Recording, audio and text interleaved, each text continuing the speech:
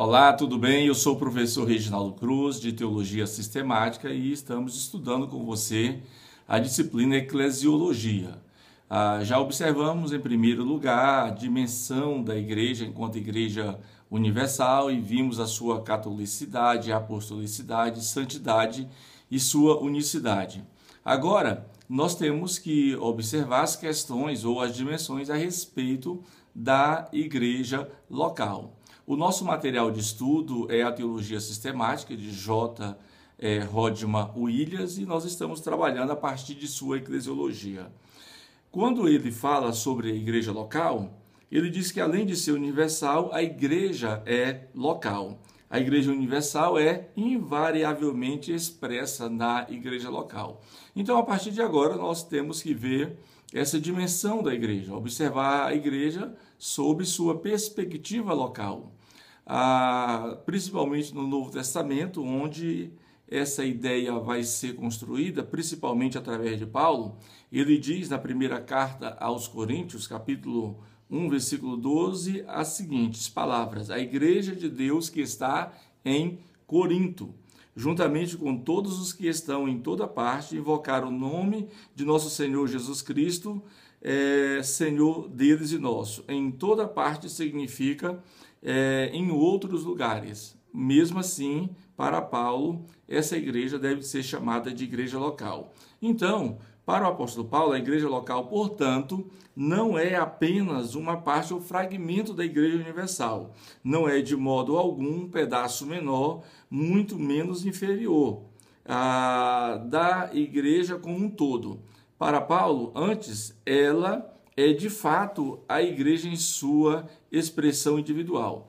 Aí Paulo, a partir da percepção aqui de Rodman Williams, ele desenvolve a igreja em perspectiva local sobre três características ou três dimensões diferentes. Primeiro, a igreja em uma casa. Segundo, a igreja em uma cidade, sua perspectiva urbana. E depois, a igreja em uma região mais ampla, a igreja em uma perspectiva regional. Quando ele aborda a igreja em uma casa, ou seja, o lar, eclésia, em suas cartas, Paulo faz várias referências à igreja que se reúne em casa. Ele menciona duas vezes a igreja na casa de Priscila e Áquila. Você já deve ter ouvido falar, estudado, ver que várias vezes o Novo Testamento menciona que há uma igreja que as pessoas se reúnem, as pessoas congregam, as pessoas oferecem culto a Deus, ali elas leem a palavra, a exposição bíblica da palavra, a partir da casa de Priscila e de Áquila. Paulo escreve as seguintes palavras: saúdem os irmãos de Laodiceia, bem como Ninfa e a igreja que se reúne em sua casa. Então, além da igreja que funcionava na casa do casal Áquila e Priscila, também Paulo saúda os irmãos de Laodiceia, bem como Ninfa e a igreja que reunia em sua casa. Observe que no Novo Testamento quase não ouve-se falar de prédios, em outras palavras, de templos. Não que não haviam templos, não foram construídos templos. Sim, foram construídos templos, mas poucos templos. E a perspectiva majoritária da igreja é ele se reunindo de casa em casa. Em todas essas referências que eu falei, o Rodman Williams diz que é significativo que a palavra igreja seja usada para designar assembleias em casa. Então, lembre que o termo igreja que nós estamos estudando é o termo eclesia, que significa eclésia, e essa palavra eclésia nos traz o sentido de assembleia. E aqui, segundo o Williams, essas referências são claramente um indicativo de que a igreja em casa era também, pode ser observada também como uma assembleia que está acontecendo em casa ou em casa. Não resta nenhuma dúvida que esse formato da igreja de casa em casa está presente em todo o Novo Testamento. Lucas registra quase uma dezena de vezes essa expressão, que a igreja se reunia de casa em casa. Por exemplo, Atos apresenta muitas referências aos primeiros cristãos que se reuniam de casa em casa. O Lucas tem uma percepção muito clara desse formato. Na verdade, no princípio, os cristãos se reuniam tanto no templo quanto nas casas. Já falei sobre isso. As pessoas cultuavam em casa, quando Paulo diz a igreja que está na casa de Ninfa, ou seja, ali em Laodiceia, por muito tempo, a igreja se reuniu na casa de Ninfa. Aquilo era considerado a igreja local. Havendo templo ou não havendo templo, o certo que uma reunião de uma família, de parentes, de uma eclésia em uma casa, em um lar, era considerado também uma igreja local.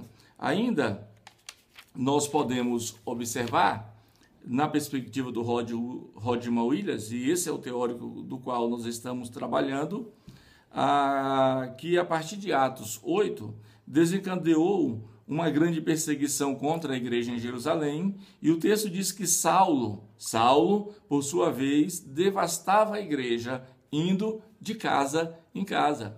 Então, Paulo, um dos maiores perseguidores da igreja ali no primeiro século, ele recebia a autorização das principais autoridades para perseguir a igreja, para varrer a igreja, para destruir a igreja. E onde é que Paulo ia buscar os cristãos para prendê-los, para arrastá-los, para açoitá-los? Aonde? Nas casas.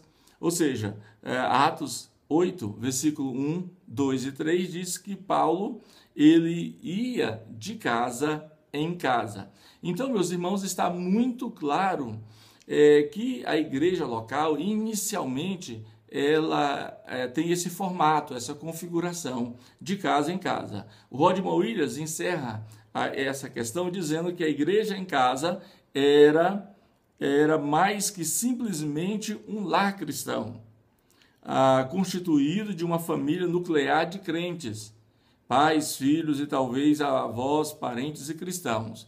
Para Rodman Williams, antes era a reunião de vários crentes em determinada casa. Nessa assembleia, eles se consideravam a igreja de Jesus Cristo. Ou seja, os irmãos que se reuniam em uma casa, ali, naquela casa, naquele local de reunião, eles se consideravam a igreja de Jesus Cristo. Qual é a aplicação pastoral, aplicação prática para isto?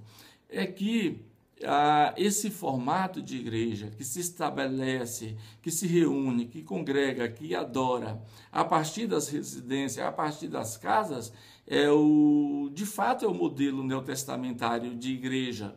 E é um modelo mais rico, mais eficaz no que tange ao crescimento da igreja, no que tange à expansão da igreja. É evidentemente que na época do Novo Testamento, quanto mais a igreja crescia de casa em casa, mais havia necessidade de construir templos, e eles construíam certamente templos para que as pessoas se reunissem em um número maior. Mas, inicialmente, a gênese, o nascedouro dessas principais discussões, ensinos, questões a respeito de igreja, se dava através das casas, das residências dos irmãos. Então, aqui, de fato, de verdade, cada casa era uma igreja, cada lar era uma igreja.